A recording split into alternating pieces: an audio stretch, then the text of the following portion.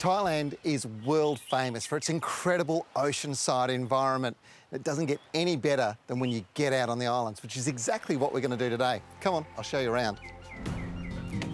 Today we're headed out to a group of islands situated in Phang Nga Bay, located 70 kilometres northeast of Phuket. Phang Nga Bay is famous for the limestone casts that jut out vertically straight out of the beautiful emerald green water, up to 300 metres in height.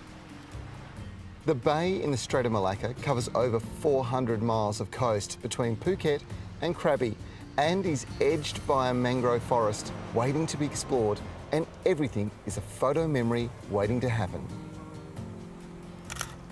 Mangroves are one of the most fascinating places that you can visit, particularly at night on a high tide. You see those big roots that go down? Well, there's also roots that come up, and at night you'll hear them clicking and clacking, and that's the exchange of gases with the atmosphere, taking air down into the roots for the plant. They're completely unique and really important for the environment. They hold banks together, reducing erosion. Most importantly, they're a nursery for small animals, fish and crabs, and this is a great food source for other creatures, including humans. Now, this is Kanak Island. The sheer cliff faces around the outside are truly spectacular, but with many of them you'll find there's caves that go through to the inside of the island, which I'm going to go and explore. But one of the things I love about this, if you come on low tide, you can walk your way through. High tide, you actually have to swim through these to get to the other side. Most of the time, you'll find you're hiring a kayak to paddle your way through. Inside the cave, you journey through a tunnel. Now, its low-hanging ceiling is a tight fit. Probably not a great idea if you're claustrophobic. After a 5-minute trek or so, you emerge into an incredible sight. A huge cavern inside the mountain with a beautiful beach area and mangroves.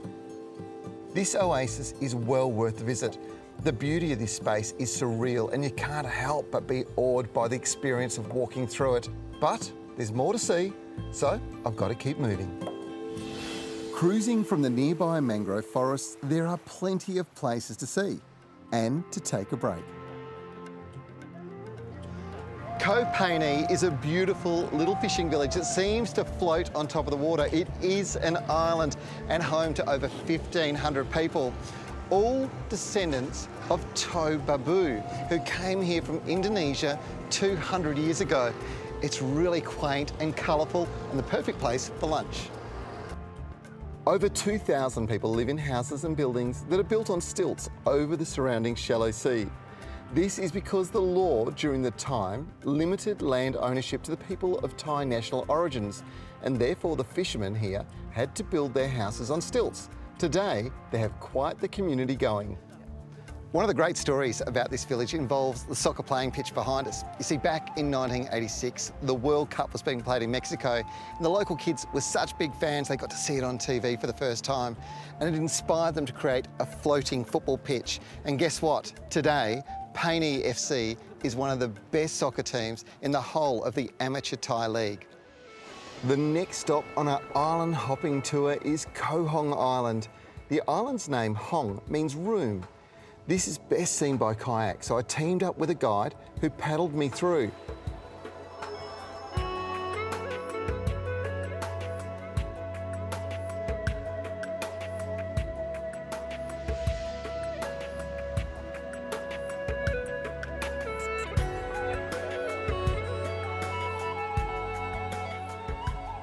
The next and last stop on this trip is Phang Nga Island, famously known as James Bond Island, as it was the place featured in the movie The Man with the Golden Gun.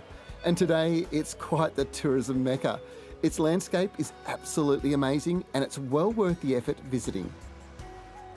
A day trip exploring the islands is going to cost you around 3,000 baht, which is roughly $120 a day, including lunch and hotel transfers.